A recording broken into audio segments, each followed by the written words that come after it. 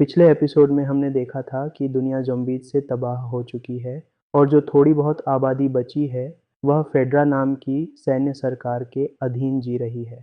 Fireflies नाम का एक क्रांतिकारी संगठन इन हालात से निपटने की कोशिश कर रहा है। एक ओर वे हथियारों के जरिए फेडरा से लड़ रहे थे, तो दूसरी ओर वैज्ञानिक तरीके से फंगल इन्फेक्शन की वैक्सीन बनाने में जुटे थे।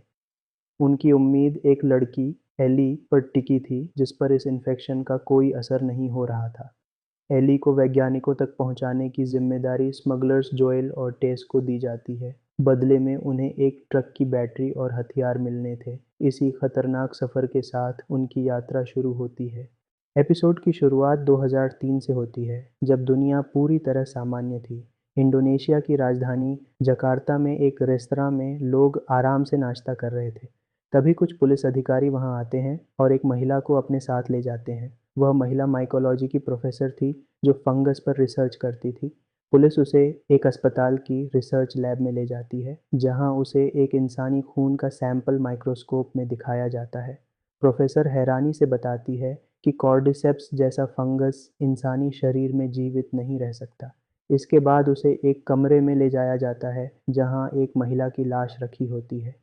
जांच में पता चलता है कि उसके शरीर में फंगस फैल चुका था और उसके मुंह से जीवित फंगल टेंड्रिल्स निकल रहे थे। यह देखकर प्रोफेसर दहशत में आ जाती है। पुलिस अधिकारी प्रोफेसर को बताते हैं कि वह महिला एक आटा फैक्ट्री में काम करती थी। प्रोफेसर समझ जाती है कि फंगस आटे जैसे पदार्थों पर पनपता है। 2 दिन पहले उस महिला का व्यवहार अचानक बदल गया था और उसने लोगों को काटना शुरू कर दिया था। उसने 3 सहकर्मियों को भी संक्रमित कर दिया। पुलिस के पहुंचने पर उसने उन पर भी हमला किया और गोली लगने से उसकी मौत हो गई। बाद में जिन लोगों को उसने काटा था, वे भी हिंसक हो गए और उन्हें भी मारना पड़ा। प्रोफेसर पूछती है कि उसे किसने संक्रमित किया होगा। अधिकारी बताते हैं कि फैक्ट्री के 14 अन्य कर्मचारी लापता हैं। यह सुनकर प्रोफेसर समझ जाती है कि संक्रमण फैल चुका होगा और इसका कोई इलाज नहीं है। प्रोफेसर भारी मन से कहती है कि अब इसे रोकने का सिर्फ एक ही तरीका है, पूरे शहर को बम से उड़ा देना। इसी तरह दुनिया के कई हिस्सों में शहरों को तबाह किया गया, लेकिन फिर भी कॉर्डिसेप्स इन्फेक्शन को पूरी तरह खत्म नहीं किया जा सका। इसके बाद कहानी वापस 2023 में लौट आती है, जहां एली एक खंडहर में सो रही होती है। जागने पर वह देखती है कि जोएल उस पर बंदूक ताने खड़ा है। एली उन्हें यकीन दिलाती है कि उस पर इन्फेक्शन का असर नहीं होता। टेस को उस पर भरोसा हो जाता है और वह जोएल को आगे बढ़ने के लिए मना लेती है। रास्ते में टेस एली से पूछती है कि उसे फायरफ्लाई स्टेट हाउस क्यों भेज रहे हैं। एली बताती है कि वैज्ञानिक उसके शरीर पर रिसर्च करके वैक्सीन बनाना चाहते हैं। जोएल को यह सब बेकार लगता है, क्योंकि फायरफ्लाइज पहले भी नाकाम हो चुके थे। लेकिन टेस उसे समझाती है कि उन्हें सिर्फ एली को मंजिल तक पहुंचाना है। क्वारंटीन जोन से बाहर निकलते ही एली बाहरी दुनिया देखकर हैरान हो जाती है। वे एक ऐसे रास्ते पर पहुंचते हैं जो ज़ॉम्बीज़ से भरा होता है, इसलिए वे लंबा लेकिन सुरक्षित रास्ता चुनते हैं। चलते हुए एली बताती है कि वह एक बंद पड़े मॉल में गई थी, जहां एक ज़ॉम्बी ने उसे काट लिया था। वह सिर्फ 14 साल की थी, लेकिन उसकी बहादुरी देखकर टेस प्रभावित होती है। बाहर की दुनिया में सन्नाटा था, क्योंकि बमबारी में ज़्यादातर ज़ॉम्बीज़ मारे जा चुके थे। टेस बताती है कि असली खतरा सिर्फ ज़ॉम्बीज़ नहीं है। तभी एक भयानक चीख सुनाई देती है, जो ज़ॉम्बी की नहीं होती। डर के मारे वे एक पुराने होटल में घुस जाते हैं, जहां उन्हें पानी से भरी लॉबी पार करनी होती है।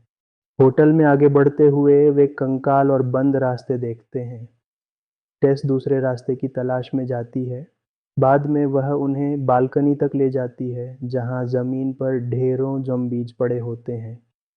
टेस समझाती है कि कॉर्डिसेप्स फंगस जमीन के नीचे फैलकर सभी ज़ॉम्बीज़ को आपस में जोड़ देता है।